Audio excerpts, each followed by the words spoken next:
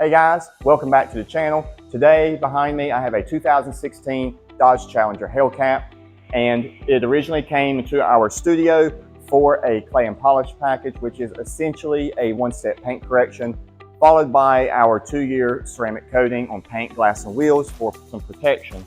So the technicians in the back have already fully detailed the car. They've decontaminated, they've clayed it, and now it's in this part of the studio for us to start our correction process. Upon further inspection, we noticed that the paintwork has a lot of swirls in it.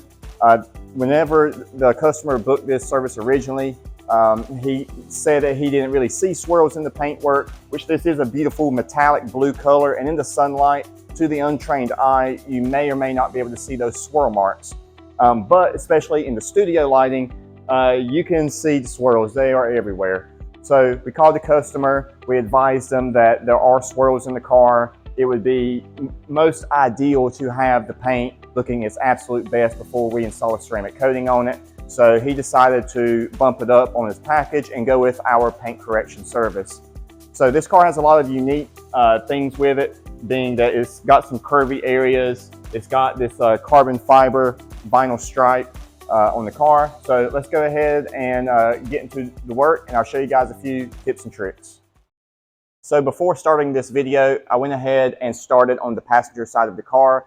I've done my test spot, see what kind of pad combination I'm going to need, as well as the liquid combination to get the results that I want, and I got it dialed in here. We have the Rupes yellow wool and the Rupes yellow foam, which is my go-to for paint correction on darker colored cars. And of course, we have my Rupes Mark 21. So what I want to showcase on this fender real quick is what the paint, of course, looks like currently before we touch it. And I want to show what it's going to look like after the paint correction. But in the middle, what I would love to do is showcase what this paint would have looked like if we would have just polished it or did our one step, which is what the customer originally wanted, so that we can kind of gauge what the difference is going to look like. So we'll go ahead and put our wool pad on. And I'm using a DIY Detail Gold Standard. So we'll go ahead and we'll hit this spot right here.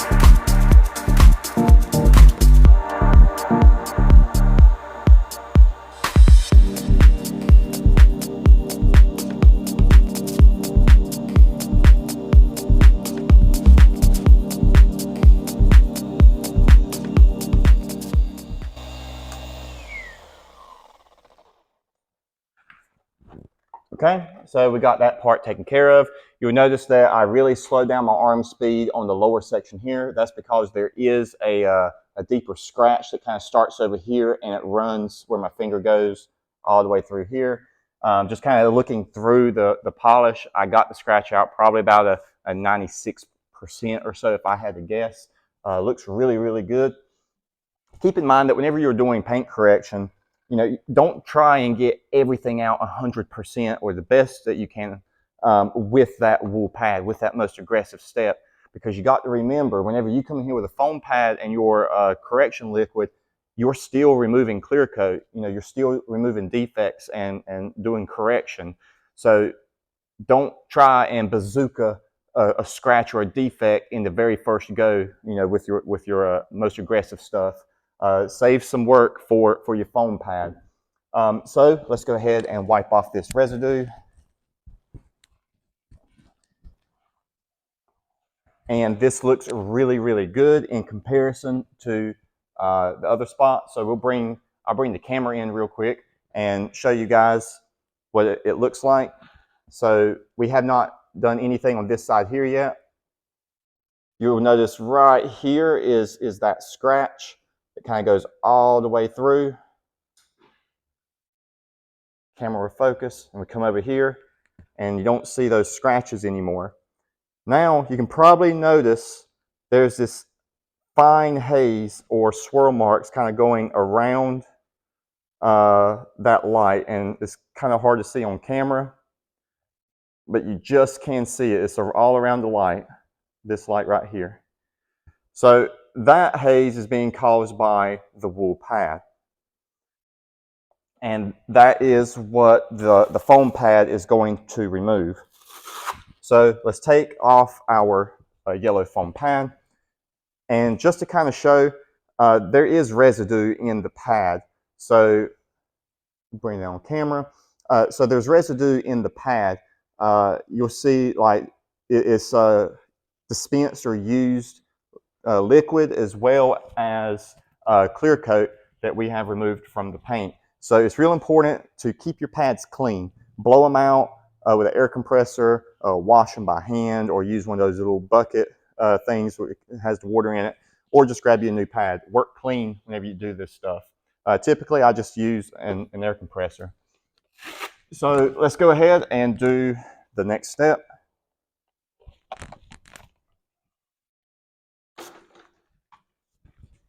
So let's clean up this spot here, and then I'm going to add a little bit more polish whenever I'm finished here, and we'll work this center part.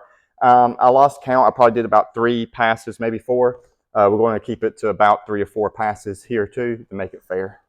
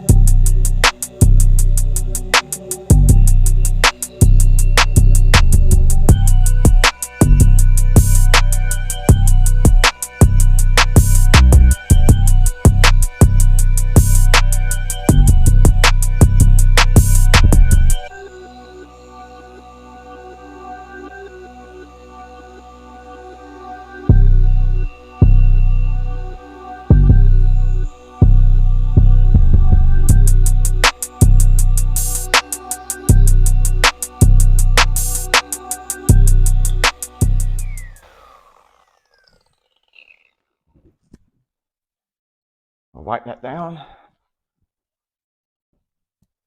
I'll bring the camera in a moment whenever we finish this side right here. But that almost looks like a brand new paint job. That looks really, really good. So we'll hit this here real quick.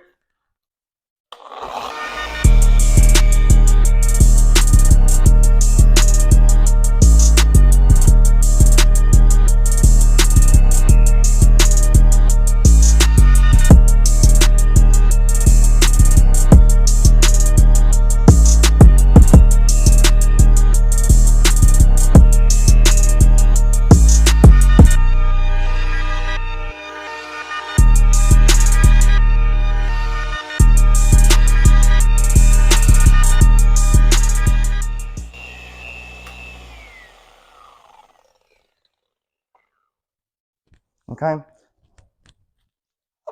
And while this does look good, as far as from a gloss standpoint, a lot of the swirl marks are gone, but there are still more deeper defects left behind. And we'll bring the camera in for that. But first, let's take this tape off so we can get a very distinct line of what we're dealing with.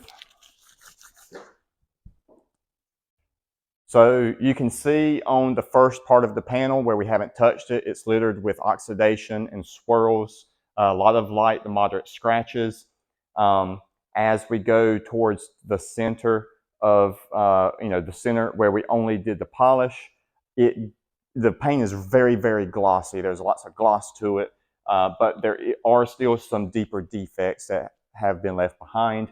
Most people will probably be okay with this.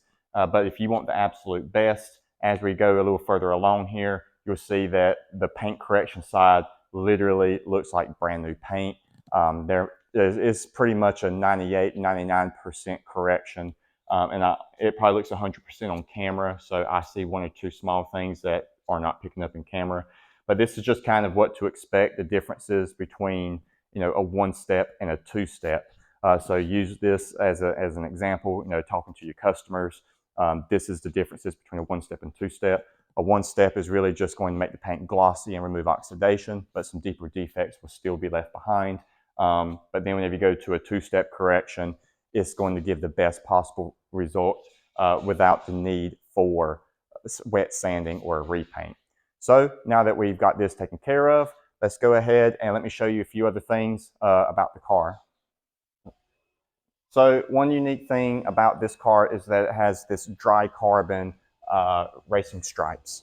So whenever you do a paint correction and there's things like vinyl stripes or just vinyl lettering or pinstripes, you kind of want to proceed with caution. In this case, the customer just had these vinyl stripes put on, and we're going in here with a paint correction, and we're being kind of aggressive, so we don't want to damage this stuff. So the liquid that we're using, the correction liquid, is not going to stain this, but the pads that I'm using could potentially cause, it can degrade the surface and dull or shine the surface of the vinyl. So really, you're not going to have that big of an issue with a foam pad.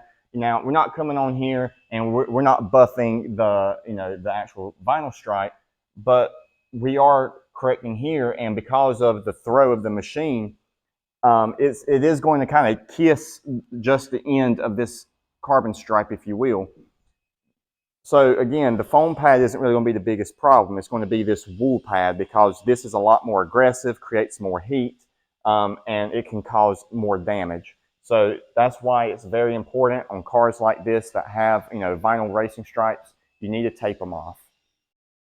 Another thing to note about using tape is whenever you come in here and you put the tape over the the vinyl decal, make sure that before you ever put the buffer to the paint, that tape is is stuck. It's not going to be flying up or anything like that.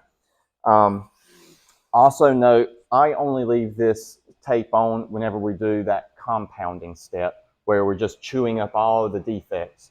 Because whenever we come in here with that foam pad and we're trying to jewel the paint and finish it, what can happen sometimes whenever you have the tape here, so there is a little bit of adhesive or glue on the very edge of tape. And in combination of that with your pad beating this tape, it could be pulling some adhesive residue off of that and throwing it into your finish. So if you are using tape and you're trying to do your final polish on the paintwork and it's not finishing down the way that you want it, maybe you just got like these little tick marks all throughout your finish, you need to clean your pad. More than likely, it's adhesive or glue residue coming off of the tape that's getting clogged up in your pad, that's going around the panel and marring up your finish. So again, that's why I only use tape in the very first step of compound. Then I take it off and I use the foam pad, and I've never had issues by doing it that way. So what a lot of people don't teach you is that you can actually take these bigger machines and you can make these things work in more on contours and in tighter areas. So we can all agree that this big 7-inch pad can cover all this area here because it's flat, no problem. But you can also take this and use it right here on this edge. As you go this way, I have this taped off, and you could use this 7-inch pad to go all the way down right here. Now, again, yes, the mini might be a little bit of a better choice if you have it available to come in here and do this, because it fits a lot better than this big pad here. But you know, this comes down sometimes to efficiency. This is a little bit more efficient to not put it down and just use this on the whole thing. Just use your best judgment. Don't put this machine in places where it's going to damage something. As example, don't try and bring it on the mirror stalk and try and polish it. That it just ain't gonna work.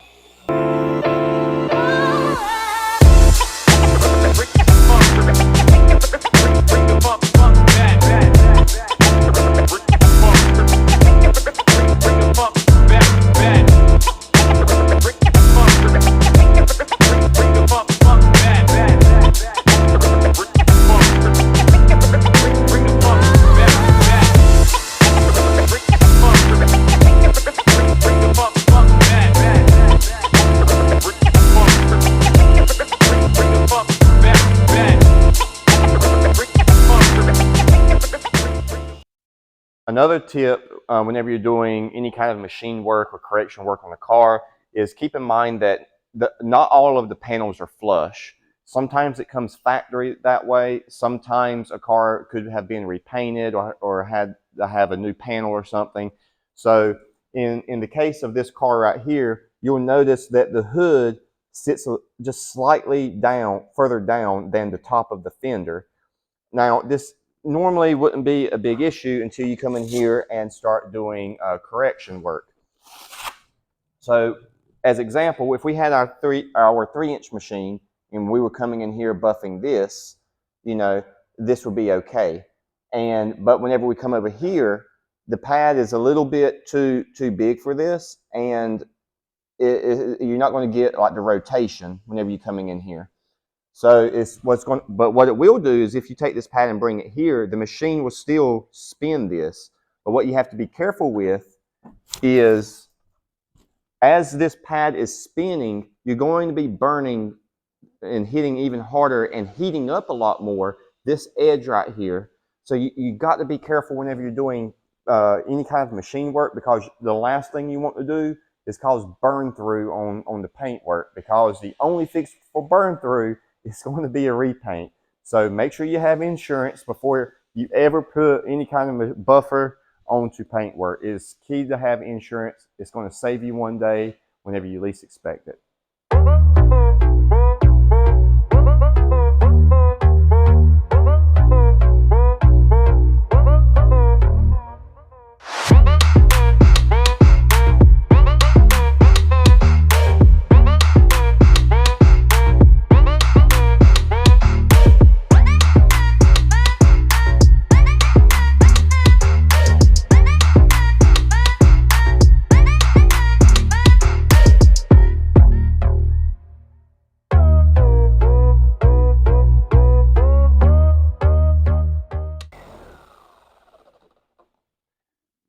I hear you guys. You're probably saying, Chris, why don't you just get a rotary? If you get a rotary, this wouldn't be an issue.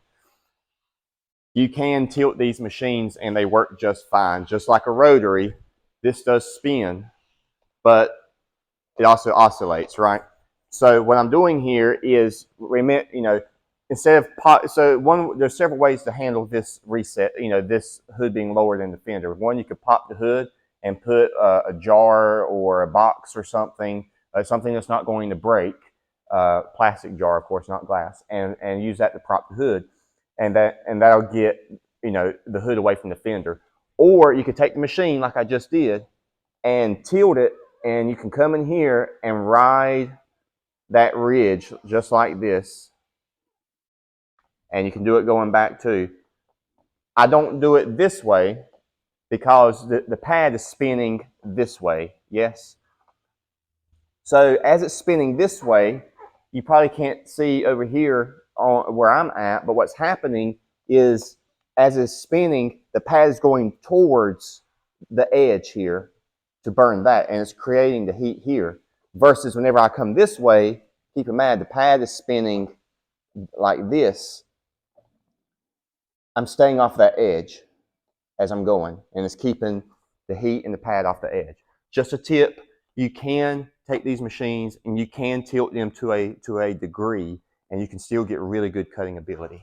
Okay, guys, so probably one of the last big tips I have for you whenever you're doing paint correction is we have to talk about metal panels versus plastic panels, right? And I don't know if you can hear that on the mic.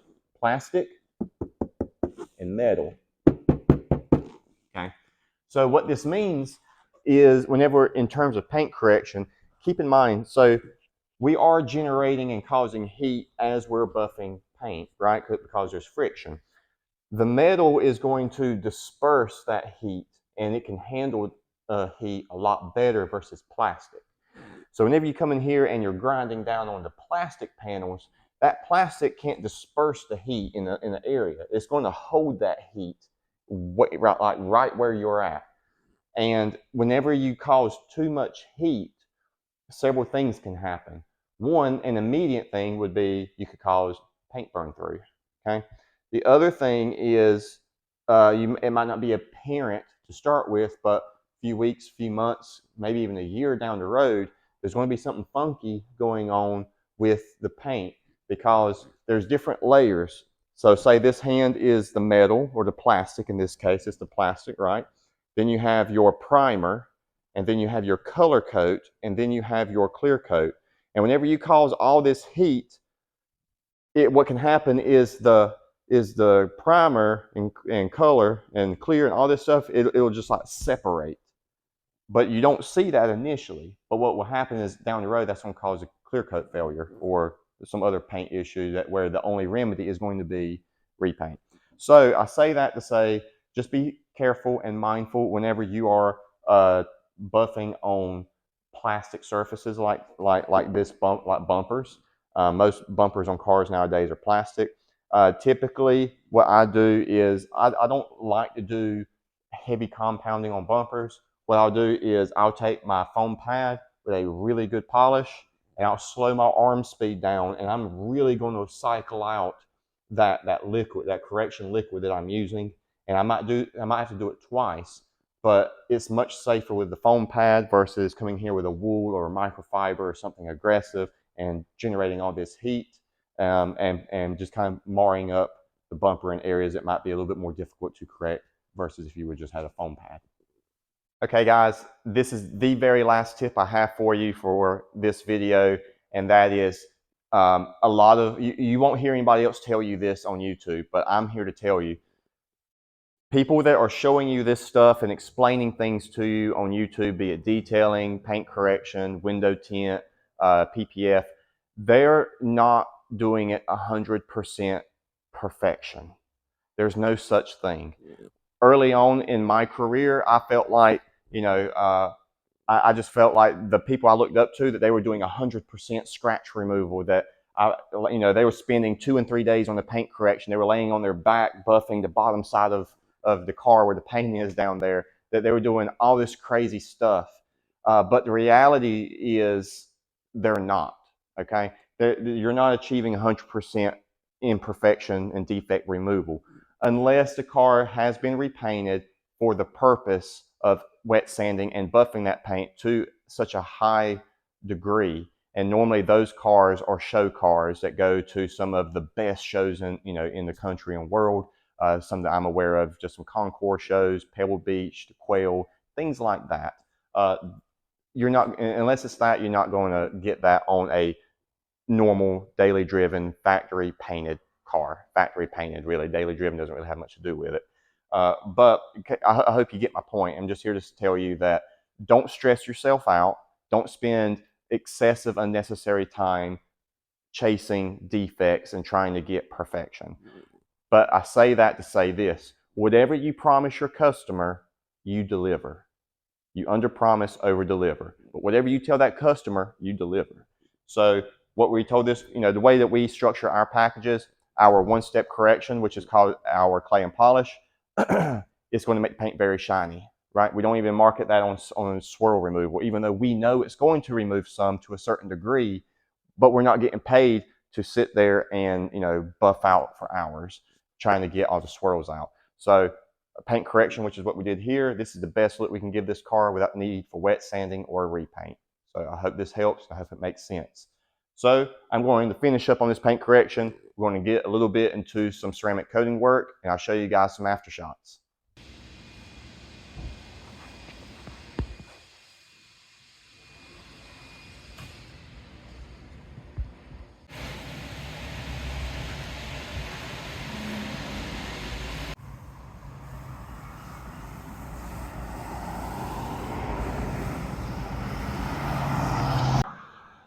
Okay guys, so we are finally finished.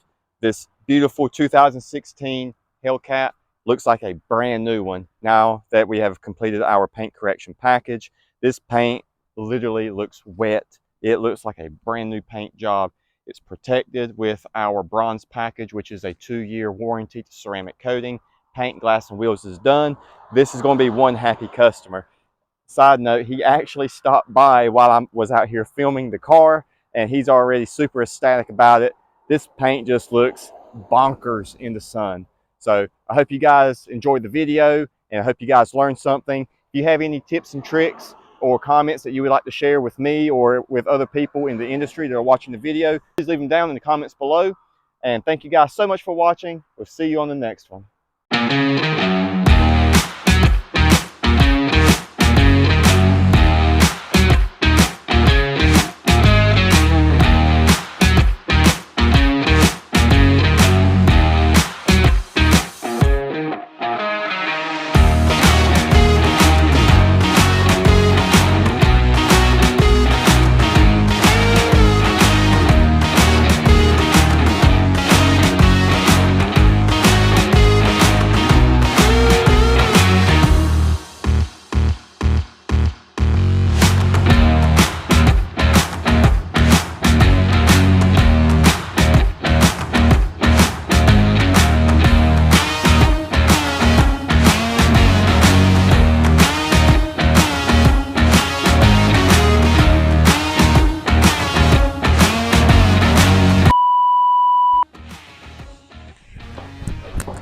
Ooh, got two, boy, two.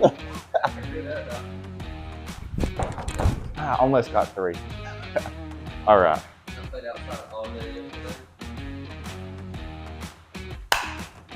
Is it playing?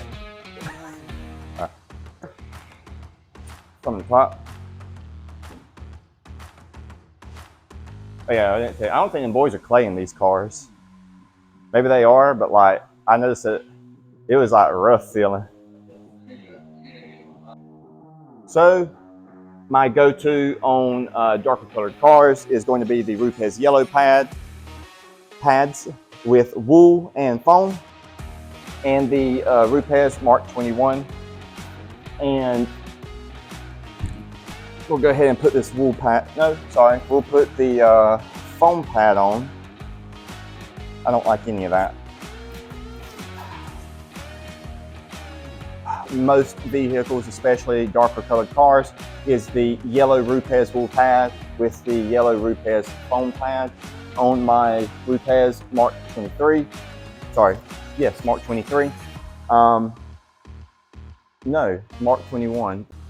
That all up, didn't I?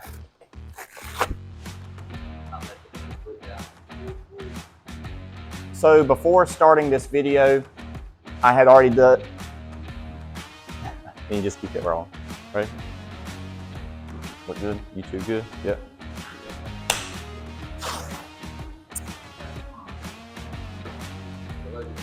Where?